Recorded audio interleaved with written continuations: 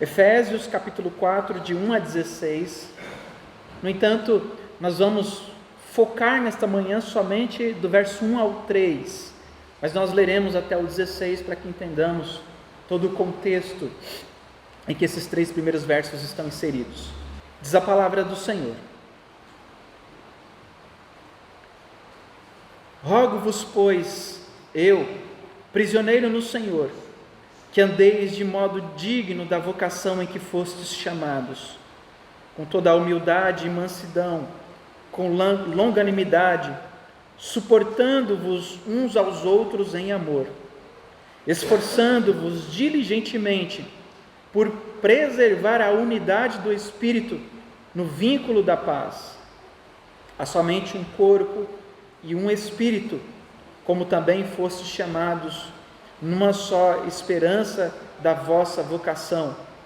Há um só Senhor, uma só fé, um só batismo, um só Deus e Pai de todos, o qual é sobre todos, age por meio de todos e está em todos. E a graça foi concedida a cada um de nós, segundo a proporção do dom de Cristo. Por isso diz: quando ele subiu às alturas, levou cativo o cativeiro e concedeu dons aos homens. Ora, que quer dizer subiu, senão que também havia descido até as regiões inferiores da terra? Aquele que desceu é também o mesmo que subiu acima de todos os céus para encher todas as coisas. E ele mesmo concedeu uns para apóstolos, outros para profetas, outros para evangelistas e outros para pastores e mestres, com vistas ao aperfeiçoamento dos santos, para o desempenho do seu serviço, para a edificação do corpo de Cristo, até que todos cheguemos à unidade da fé e do pleno conhecimento do Filho de Deus, a perfeita varonilidade, a medida da estatura da plenitude de Cristo, para que não mais sejamos como meninos, agitados de um lado para o outro, levados ao redor por todo o vento de doutrina, pela artimanha dos homens, pela astúcia com que induzem ao erro.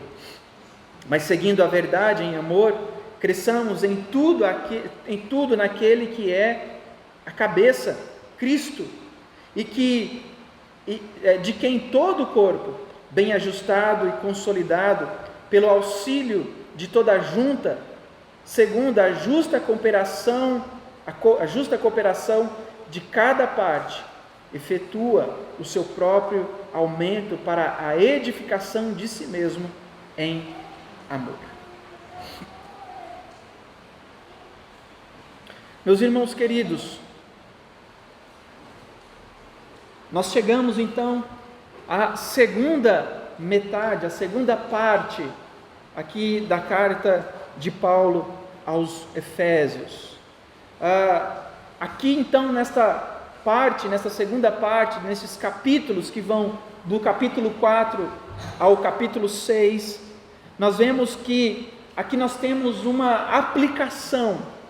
Tudo aquilo que o apóstolo Paulo falou, do capítulo 1 ao capítulo 3, toda aquela teologia maravilhosa, apresentado por Paulo ali na primeira parte então desta carta, agora ele vai mostrar como que nós podemos aplicar todas estas verdades em nossas vidas.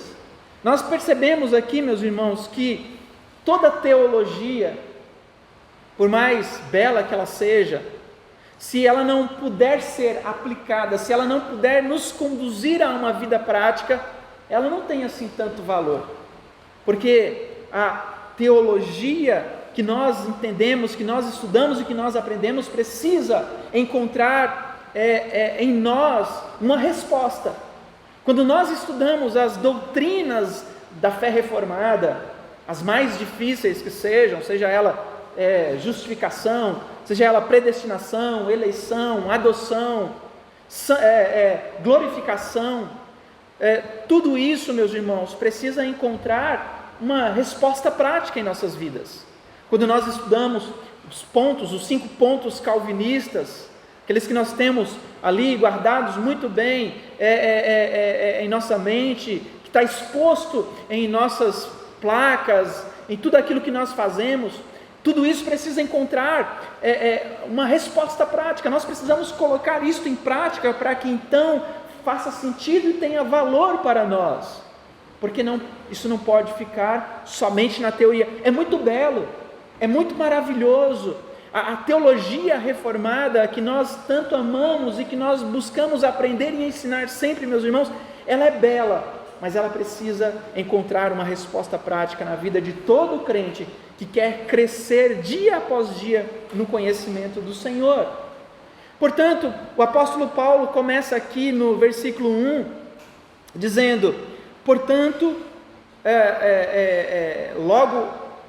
rogo-vos, pois, eu prisioneiro no Senhor, que andeis de modo digno da vocação em que fostes chamados.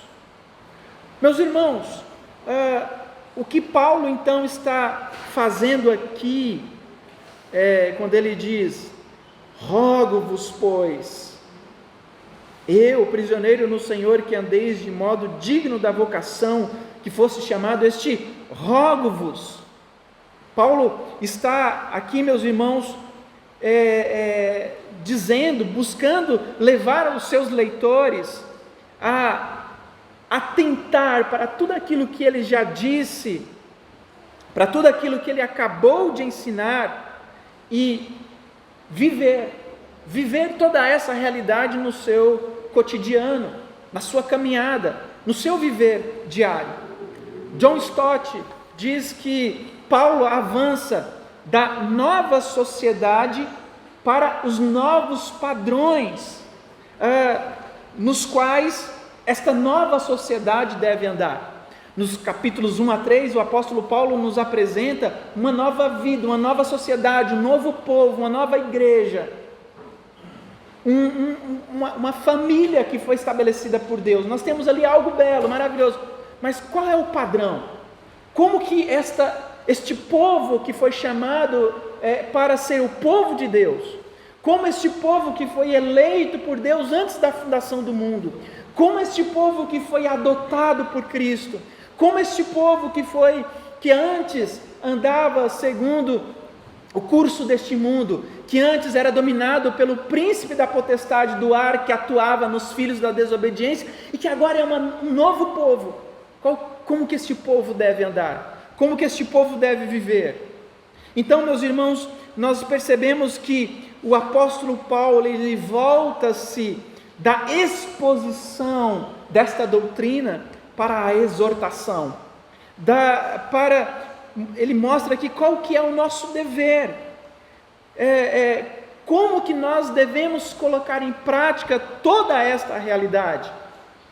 Por isso, nós precisamos entender, meus irmãos, que os capítulos 1 a 3 são fundamentais para os capítulos 4 a 6. Por isso que sempre quando a gente estuda a Bíblia, eu sempre falo assim, nós precisamos ler o texto dentro do seu contexto maior. Nós não podemos simplesmente pegar um versículo na Bíblia e transformar aquilo em uma doutrina.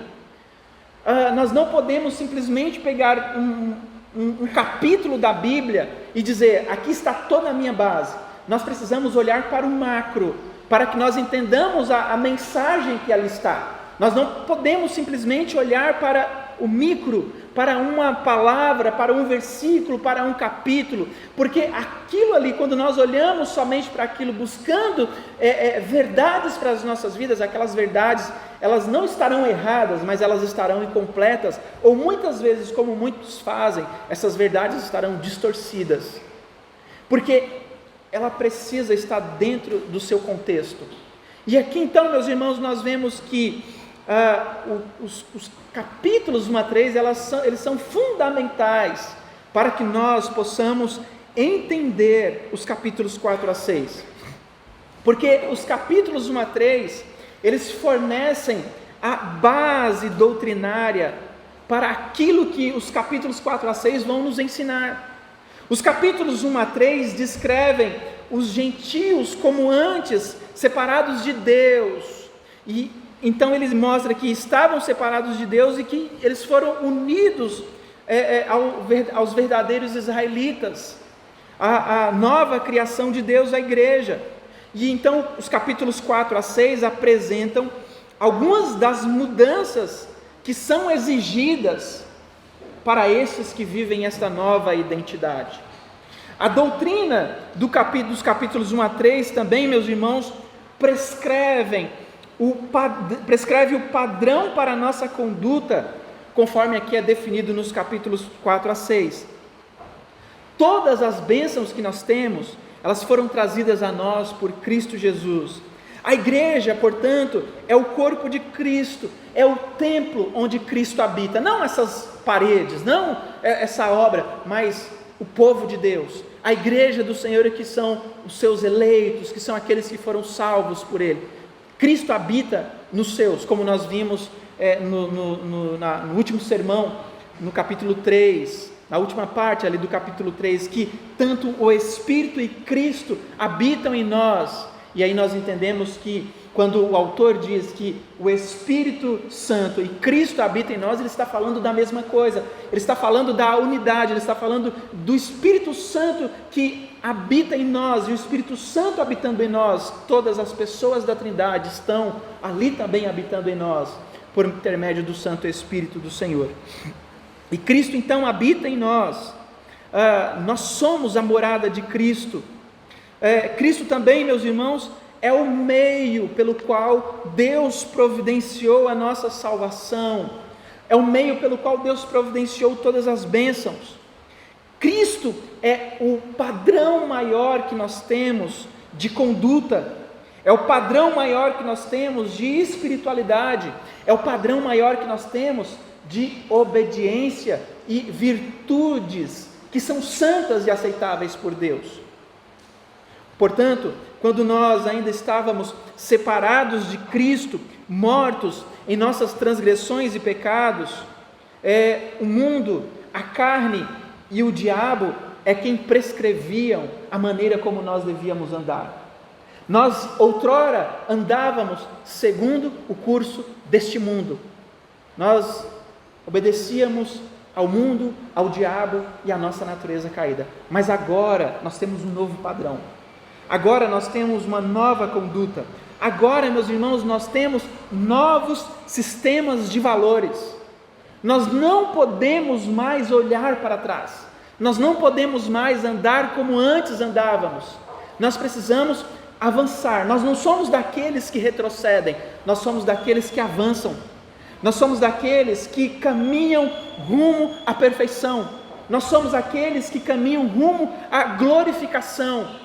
E por isso, uma vez que nós somos essas pessoas, nós precisamos nos encher, nutrir desses novos valores, destas novas condutas, desta nova realidade. Quando nós estávamos perdidos em nossos pecados, nós estávamos em casa com o mundo, nós fazíamos a vontade do mundo e tudo era normal para nós.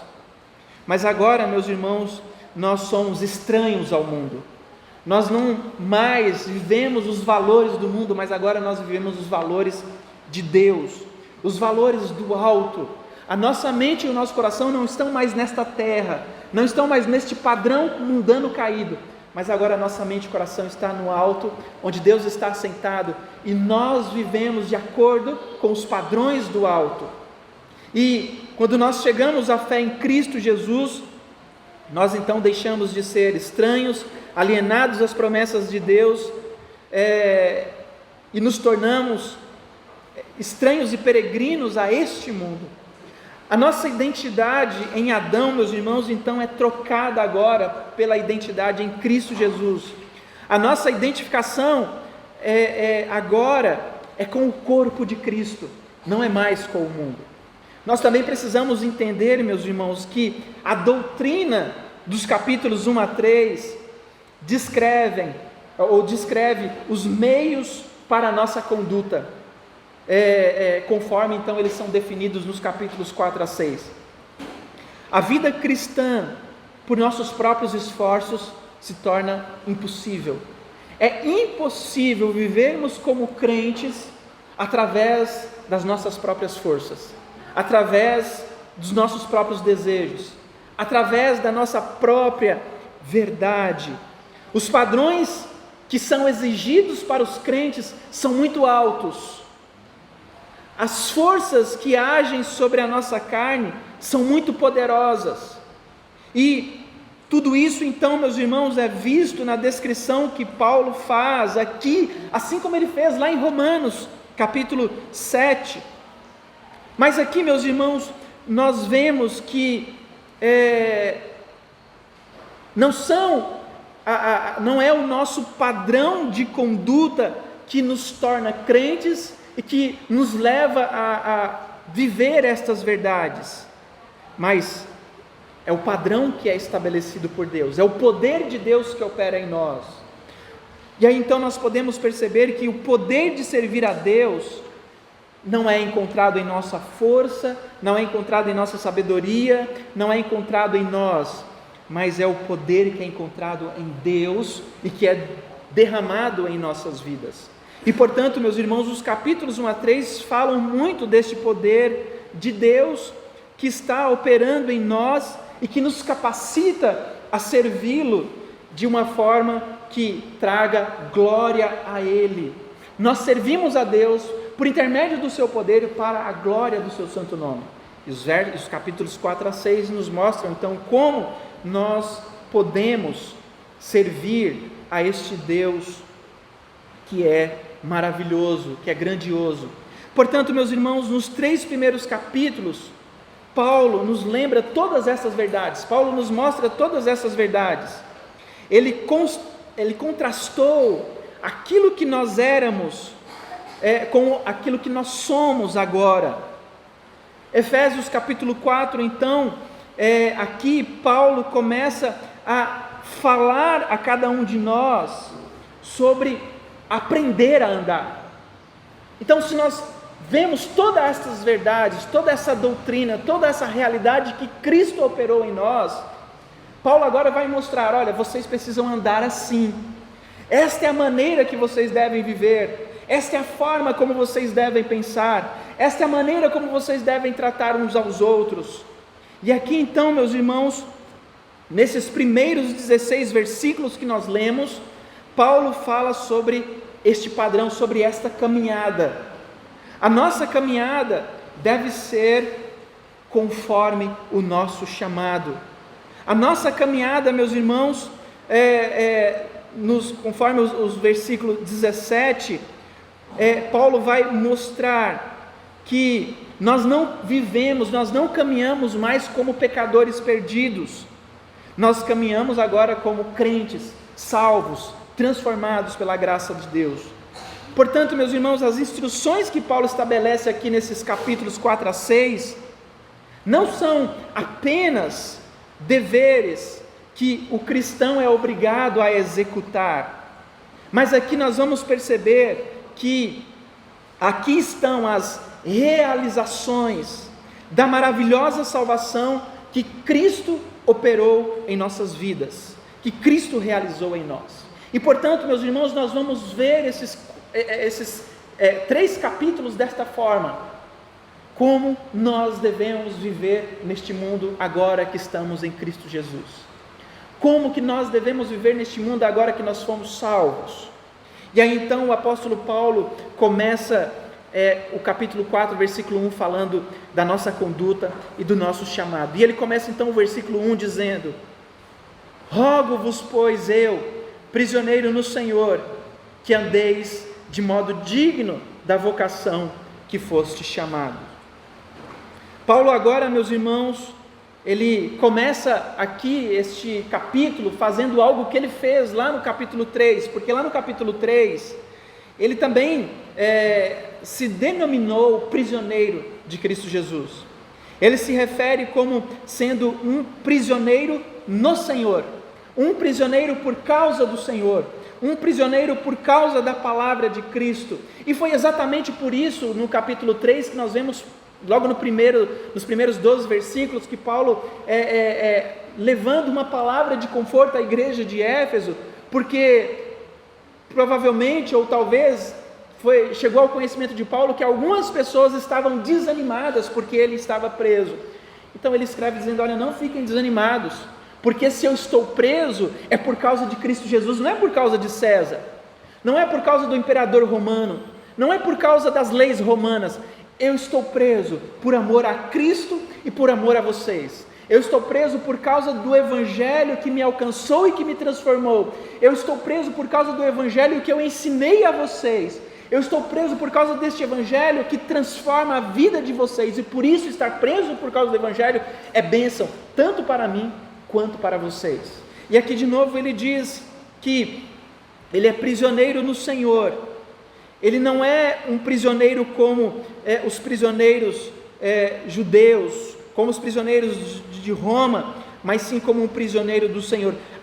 A identidade de Paulo, meus irmãos, está em Cristo. E por ele estar em Cristo, não importava para ele as circunstâncias externas, não importava para ele as dificuldades que ele então enfrentaria. Paulo está na prisão porque os judeus e os gentios foram unidos em Cristo Jesus. Ele está na prisão porque ele pregou esta mensagem maravilhosa, e por causa desta realidade, ele estava disposto a sofrer pela verdade de que tanto judeus como gentios agora eram um único corpo, uma única família, um único povo. E por meio da igreja então composta de judeus e gentios, escravos e livres, Deus está aqui demonstrando a sua multiforme sabedoria, sua multiforme graça, a sua autoridade a todos, especialmente aqueles que estão nas regiões celestes, aos seus anjos, por meio da vida de Paulo, da prisão de Paulo, da mensagem de Paulo, que causou uma transformação na vida do povo de Deus, na vida dos eleitos de Deus. Deus está ali demonstrando a sua glória diante de todos. E então Paulo diz que ele é um prisioneiro de Cristo Jesus. E o versículo 1, meus irmãos, então estabelece aqui para nós um princípio que fundamenta toda a epístola. O chamado de uma pessoa define o padrão da sua conduta. O chamado que nós temos em Cristo Jesus precisa definir a maneira como nós vivemos, precisa definir a maneira como nós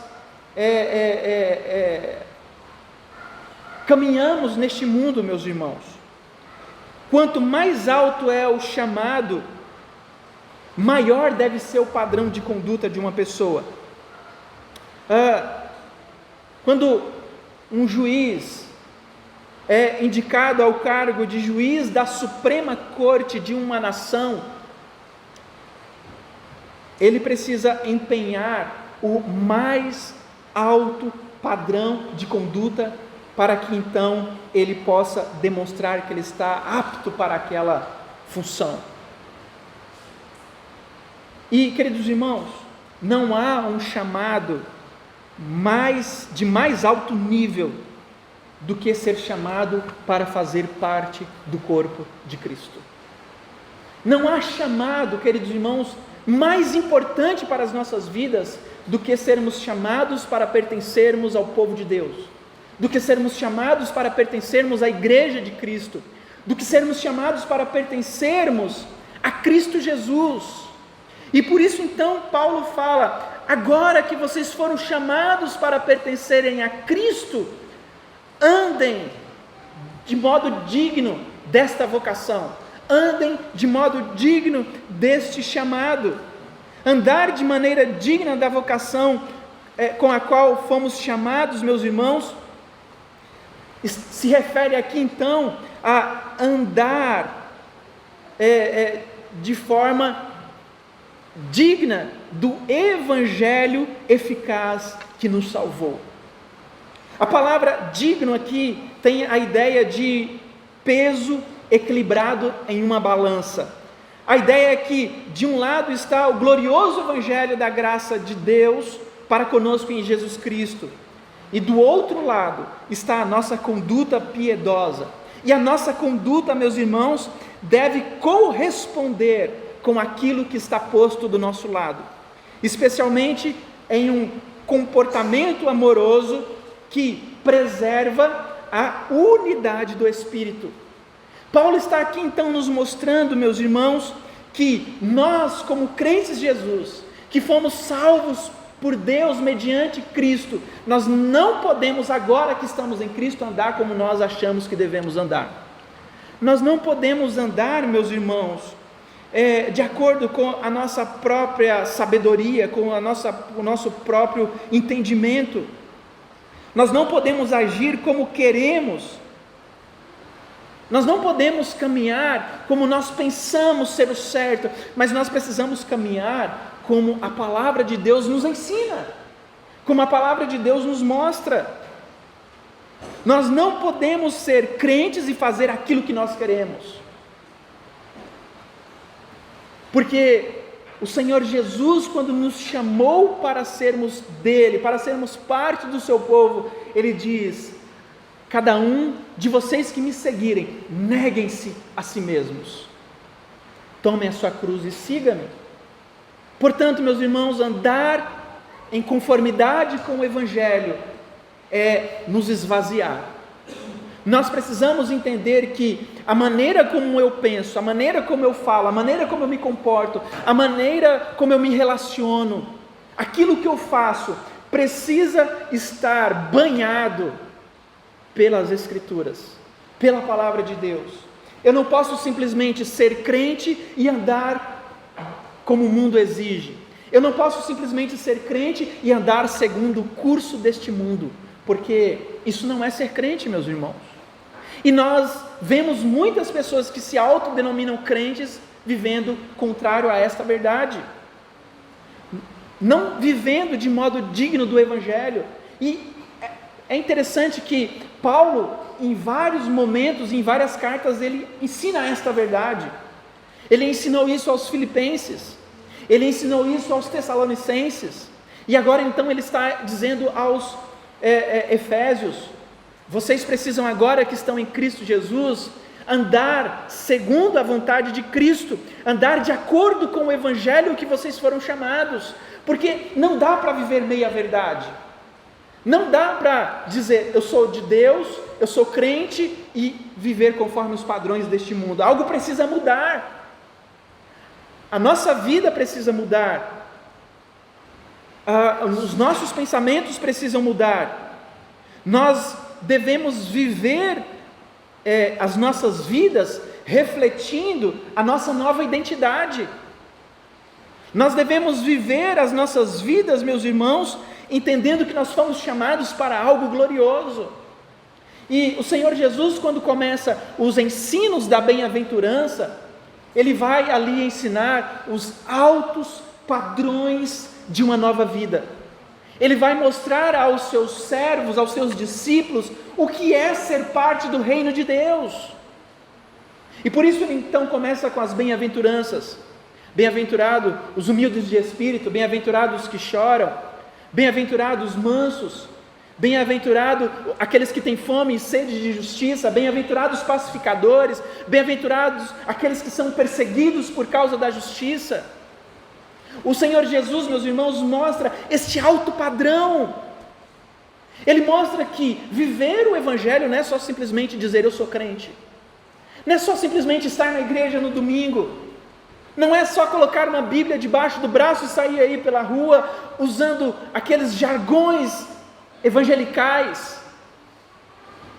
Não, meus irmãos, ser crente é viver um novo padrão de vida, é viver uma nova mentalidade, é viver uma nova realidade de vida, não é andar segundo aquilo que eu quero, aquilo que eu penso, aquilo que eu acho que é o melhor, mas é andar segundo aquilo que o Senhor Jesus diz em sua palavra que eu devo andar. E às vezes, andar de acordo com a palavra do Senhor é pesado, é difícil. É difícil, meus irmãos, porque nos humilha, porque nos mostra que o nosso conhecimento, que aquilo que nós às vezes pensamos, ou a forma como nós pensamos de nós mesmos, está errada. Está errada porque a nossa mente, o nosso coração, a nossa vida precisa ser completamente transformado pelo poder do Evangelho. E por isso então o apóstolo Paulo aqui ele começa dizendo: agora que vocês estão salvos em Cristo, vocês precisam andar de acordo com essa salvação. Em Filipenses o apóstolo Paulo diz que nós precisamos andar, ou que os crentes precisam andar de acordo com os padrões da eternidade. Ele diz que nós devemos caminhar com as nossas mentes no alto, onde o Senhor está sentado, que nós não pertencemos a este mundo, que nós não pertencemos a esta pátria, que nós temos uma pátria superior, uma pátria celestial, e por isso nós refletimos a identidade e a realidade desta pátria celestial. Portanto, meus irmãos, a nossa vida deve refletir a nossa nova identidade. Por isso nós devemos andar de forma digna. No capítulo 2, Paulo diz que nós, antes de sermos salvos em Cristo, nós estávamos andando de uma maneira que seguia os caminhos deste mundo, que seguia os planos de Satanás, que seguia as paixões da nossa carne, realizando os desejos do nosso corpo e da nossa mente. A nova caminhada, portanto, meus irmãos, não é seguir as nossas paixões, não é seguir os caminhos deste mundo, mas é andar de forma digna da vocação para o qual nós fomos chamados. Esse comando para andarmos, então, de forma dignamente, ou dignos desta vocação, tem implicações de longo alcance. Paulo, então, meus irmãos, aqui, ele mostra e ele ensina que nós devemos andar de forma santa e temente a Deus, de forma obediente a Deus. Ele aqui ensina que nós devemos andar na luz e não nas trevas. Mas observe, meus irmãos, como Paulo especifica o que uma caminhada digna do Evangelho deve ser. E aí ele mostra isso nos versículos seguintes. Em particular, andar de forma digna do Evangelho significa, aqui conforme ele vai nos mostrar, andar em humildade, mansidão, longanimidade e suportando uns aos outros em amor. De todas as coisas, meus irmãos, que Deus poderia nos ordenar, nos levar a considerar primeiramente, ele mostra que a unidade cristã deve ser a primeira coisa. A unidade cristã na nossa caminhada, nessa nova vida, deve ser levado em alta consideração por todos nós. E aqui então, no versículo 3, ele nos dá uma incumbência de manter essa unidade. A unidade, meus irmãos, que nós devemos vivermos como crentes unidos em Cristo Jesus, é muito importante para a igreja, mas na mente de Cristo, nos pensamentos de Cristo, na vontade de Cristo, isso é muito importante, porque é através desta unidade que a igreja traz glória a Deus. E a desarmonia, a falta de unidade é extremamente terrível para a comunhão e para a vida da igreja, para a glória de Deus. Se nós quisermos então refletir Jesus Cristo ao mundo em que nós vivemos, nós precisamos manifestar as atitudes que são expostas aqui por Cristo. E os versículos 2 e 3 então descrevem essas atitudes. Aqui Paulo não está nos ensinando técnicas, aqui Paulo não está nos ensinando métodos, meus irmãos. No mundo, e até mesmo nos círculos evangélicos, as pessoas estão mais interessadas em técnicas do que em atitudes. As pessoas estão mais interessadas em 5 formas de viver um casamento feliz, 10 maneiras de viver servindo a igreja. Paulo não está ensinando isso aqui. Paulo está ensinando sobre uma atitude transformada, sobre uma vida transformada que nos leva a viver para a glória de Deus. Paulo fala aqui sobre o modo digno da vocação. E este modo digno da vocação, meus irmãos, é caracterizado por 5 qualidades: a humildade, a mansidão, a longanimidade, o suportar uns aos outros, a tolerância e o mútuo amor. No versículo 17 do capítulo 3, Paulo orou para que nós pudéssemos ser arraigados e alicerçados em amor. Agora então Paulo apela aos seus leitores no sentido de que eles vivam uma vida de amor. Paulo fala também, meus irmãos, sobre a necessidade de se preservar a unidade do Espírito no vínculo da paz. A unidade é orgânica, mas ela precisa ser preservada. Como que essa unidade é preservada? Em primeiro lugar, agindo com humildade. A humildade, meus irmãos, no mundo antigo era muito desprezada. Os gregos nunca empregavam a palavra humildade num contexto de aprovação, muito menos num contexto de admiração. Eles, muito pelo contrário, expressavam a unidade ou a humildade como sendo uma atitude apenas de escravo. Apenas os escravos deveriam viver a humildade, e a humildade para eles era o serviço, era a submissão. Mas o próprio apóstolo Paulo diz que Jesus Cristo veio a este mundo para viver de uma forma humilde. Ele humilhou-se a si mesmo. Ele, dentre todos os mestres religiosos e éticos, ele se colocou diante de nós como um padrão. E é interessante que Jesus Cristo, meus irmãos, ele, para ensinar a sermos humildes, para ensinar a colocar o outro à nossa frente como sendo mais importante para nós, Jesus pega uma criança e diz: aqueles que não se tornarem como um destes pequeninos não herdarão o reino dos céus. Portanto, a humildade que o Senhor Jesus demonstra e apresenta para nós é uma humildade, meus irmãos, que nos mostra este padrão do Evangelho. Além disso, a palavra que Paulo emprega aqui, que significa não apenas viver uma vida servil, não apenas tratar os outros bem, não apenas tratar os outros com superioridade, mas é a humildade da mente, é o conhecimento da dignidade e do valor de outras pessoas, é a mentalidade humilde que havia em Cristo, que o levou a esvaziar-se a si mesmo, tornando-se um servo.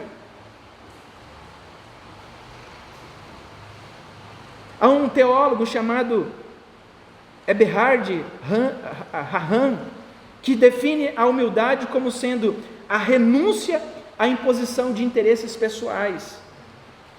Francis Folkles diz que em Cristo a humildade tornou-se uma virtude.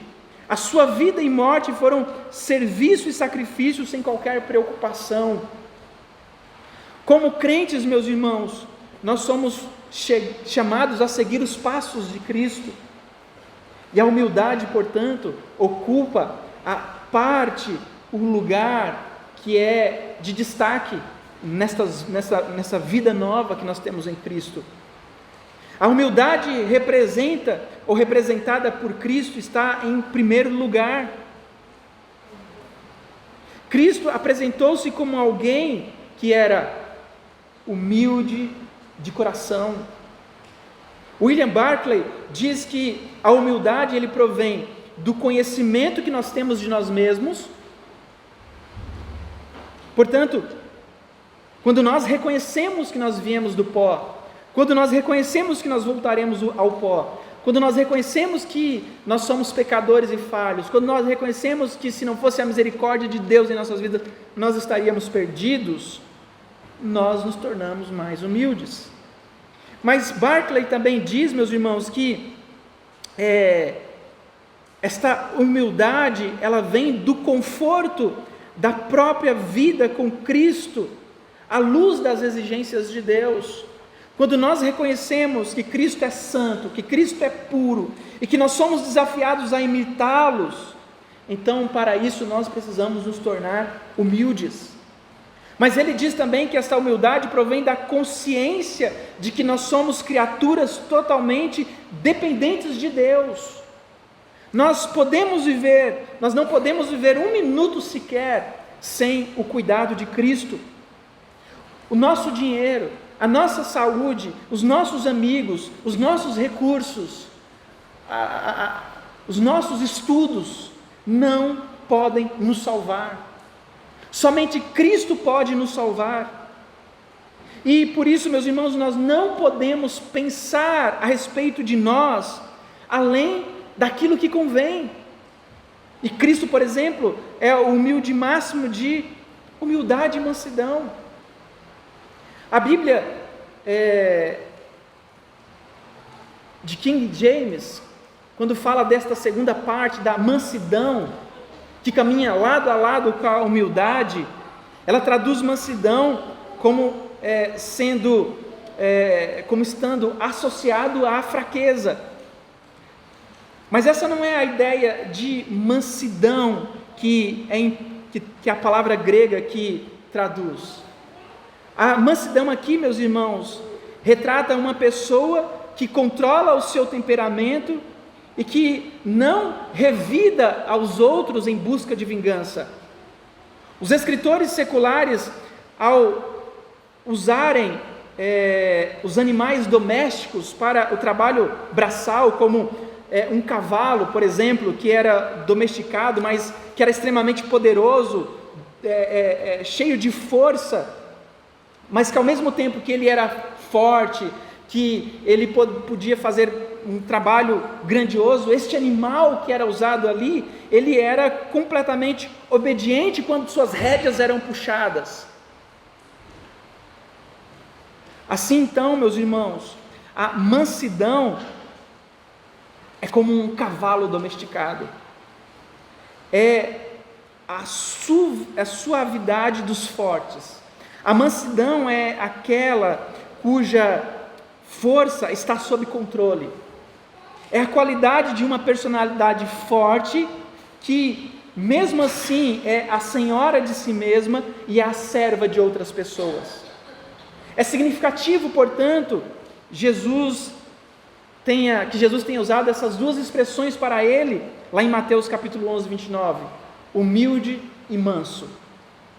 Jesus era terno. Jesus, quando olhava para as pessoas rejeitadas, para aqueles que necessitavam dele, ele tratava dessas pessoas com amor, com dignidade, com mansidão. Mas quando ele olhava para as injustiças, ele agia ali de forma controlada, mas ele era forte e enérgico. Diante daqueles cambistas que enchiam o pátio do templo ali, vendendo bugigangas, Jesus pegou ali o seu chicote e saiu quebrando todas aquelas bancas que ali estavam, mostrando que aquele lugar não era lugar para venda, para comércio, mas era a casa de oração. Ele foi forte e enérgico, mas ao mesmo tempo ele foi manso e humilde. Uma pessoa mansa é uma pessoa que controla o seu temperamento. É uma pessoa que não vive dominada pelos seus impulsos. É uma pessoa que não vive dominada por sua língua e por seus desejos. É uma pessoa que tem o domínio de si mesma. Ao comparar então a mansidão com a humildade, meus irmãos, nós chegamos à conclusão de que o homem manso, ele pensa bem pouco em suas reivindicações pessoais, como também o homem humilde pensa bem pouco em seus méritos pessoais. Portanto, duas coisas nós vemos aqui que o Senhor Jesus, que Paulo ensina à igreja sobre o que é viver segundo o Evangelho: é viver em humildade e é viver em mansidão.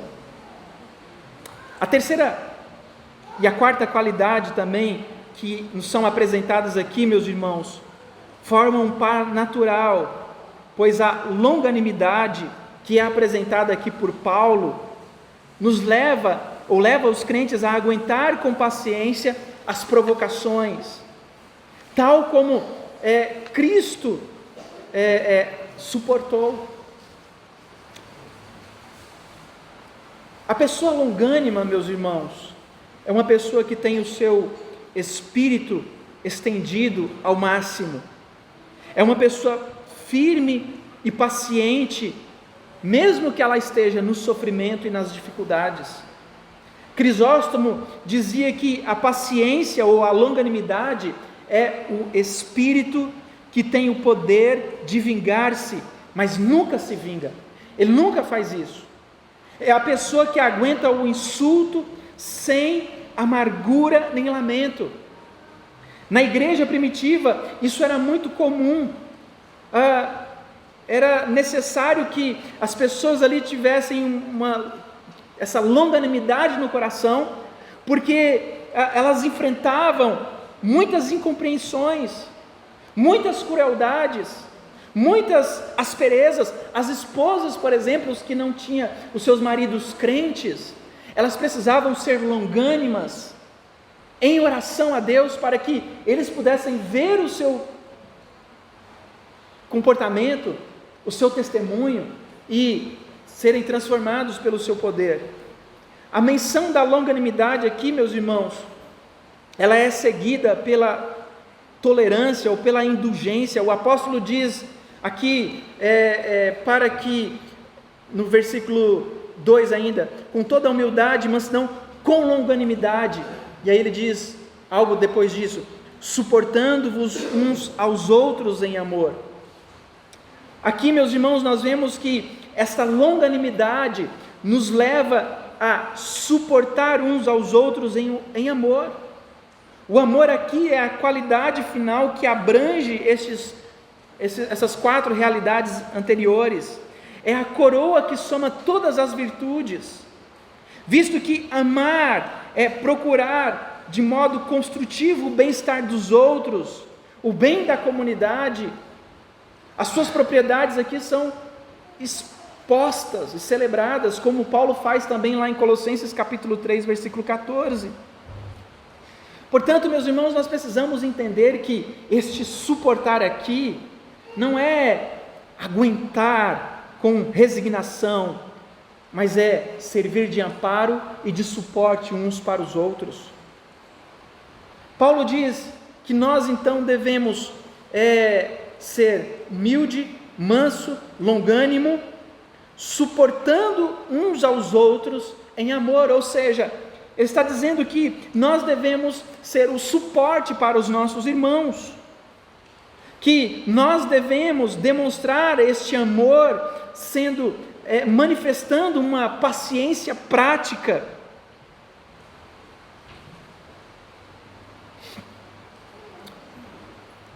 Paulo não está dizendo aqui, meus irmãos, que nós precisamos tolerar os pecados, de concordar com os pecados, mas ele está dizendo aqui que nós devemos ter um olhar de amor para com aqueles que são fracos, para com aqueles que são necessitados, para com aqueles que precisam de nós.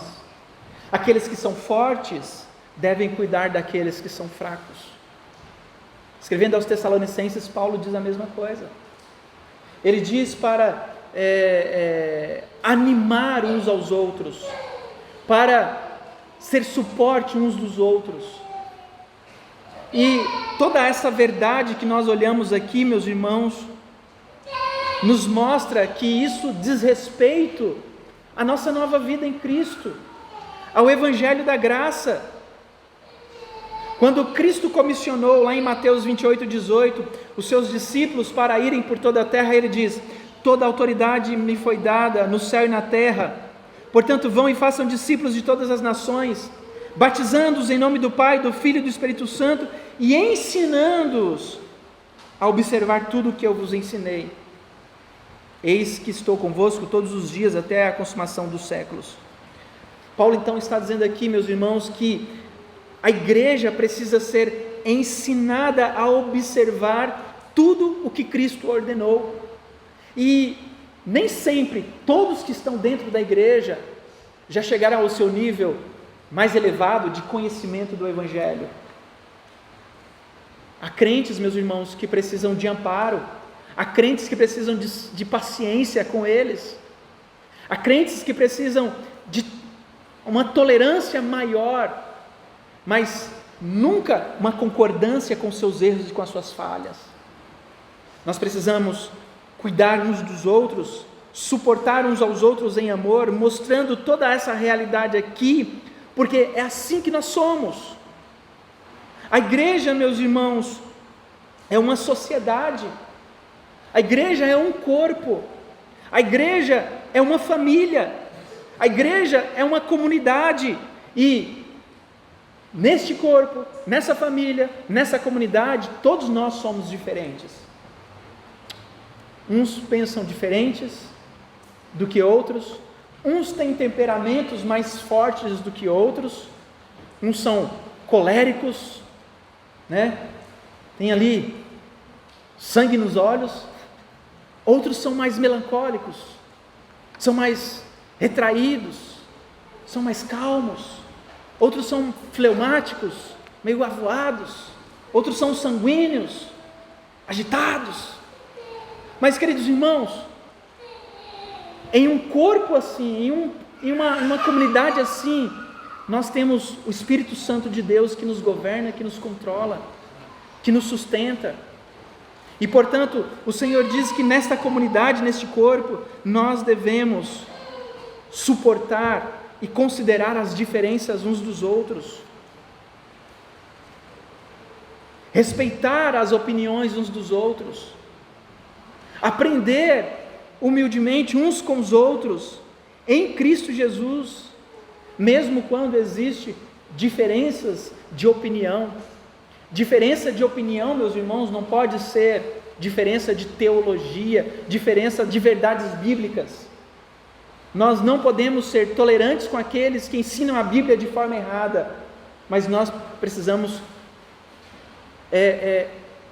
andar em unidade e em comunhão com aqueles que têm o mesmo pensamento a respeito daquilo que o Senhor nos ensina. E aí então Paulo fecha o versículo 3 dizendo: esforçando-vos diligentemente por preservar a unidade do Espírito no vínculo da paz. Nós estamos unidos em um único Espírito, e portanto nós precisamos nos esforçar diligentemente para preservar esta unidade. Esta unidade do Espírito, meus irmãos, não foi realizada por nós. Esta unidade do Espírito não somos nós que a desenvolvemos. Esta unidade do Espírito nós somos levados a viver por meio do Evangelho.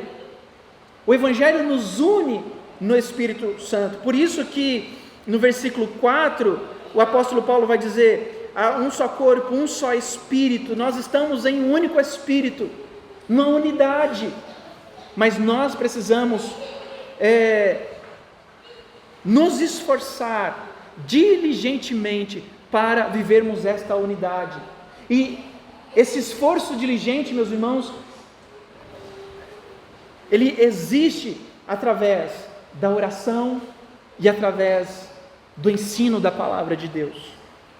Esse esforço diligente é uma busca constante por uma comunhão com Cristo, porque essa busca constante por comunhão com Cristo me faz estar em comunhão com os meus irmãos, me faz amparar uns aos outros, cuidar com amor uns dos outros.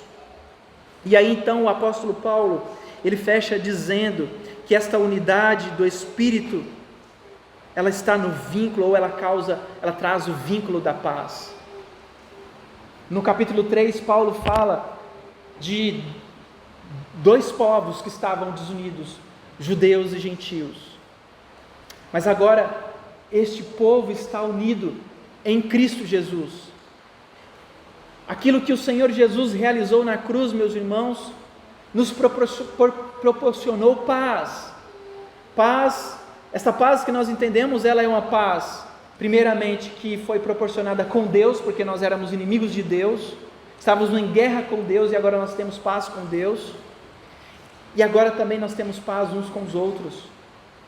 E este vínculo da paz é a unidade do Espírito.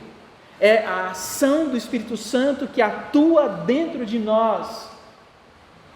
É o Espírito de Cristo que nos leva a viver todas estas verdades. Portanto, meus irmãos, quando nós não temos esta unidade, isso redunda em um terrível mau testemunho diante dos homens. Quando nós vivemos esta unidade na igreja, dentro de casa, nos relacionamentos, com o corpo, com o povo de Cristo, isso também demonstra um grande testemunho de transformação diante de todos que nos cercam. E aqui então nós temos esta exortação de Paulo, no sentido de preservarmos o relacionamento que nos foi proporcionado pelo Evangelho de Cristo, de preservarmos este relacionamento uns com os outros, porque isto é viver de modo digno do Evangelho. Viver de modo digno do Evangelho, portanto, meus irmãos, não é viver como nós queremos viver. Viver do modo digno do Evangelho não é viver os relacionamentos de qualquer forma. Viver de modo digno do Evangelho é viver uma vida de humildade, mansidão, longanimidade e amor. É por isso que no capítulo 5 e 6, o apóstolo Paulo vai falar desses relacionamentos. Ele vai falar do relacionamento de marido e esposa. Ele vai falar de outros relacionamentos, mas ele mostra, queridos irmãos, que esses relacionamentos eles são vivenciados, porque de forma transformadora, porque agora nós vivemos de acordo com o Evangelho. Não existe outro caminho, meus irmãos. Não existe outra forma. Se nós estamos em Cristo Jesus, a nossa conduta deve demonstrar isso. A nossa conduta, a nossa caminhada deve ser de amor constante uns pelos outros. Amor constante que é fruto de um relacionamento com Cristo. Amor constante que é visto em Cristo Jesus. Amor constante que é visto em Deus, que nos amou e a si mesmo se entregou por nós. Não quando nós éramos os seus amigos, não quando nós éramos o seu povo, mas quando nós éramos os seus inimigos. Ele nos amou, Ele nos transformou, Ele nos redimiu. O amor que nós temos em Deus deve nos levar a essa transformação constante. Deve nos levar a uma vida de total entrega a este Evangelho maravilhoso, a este Evangelho transformador. O mundo precisa ver em nós o Evangelho de Cristo. O mundo precisa ver em nós um viver que é digno da nossa vocação. Nós não fomos chamados para vivermos como éramos, mas nós fomos chamados para viver em constante transformação, em santidade e em amor. Que o Senhor nos abençoe, meus irmãos, que o Senhor nos sustente e nos fortaleça, para que possamos viver desta forma, como o Senhor.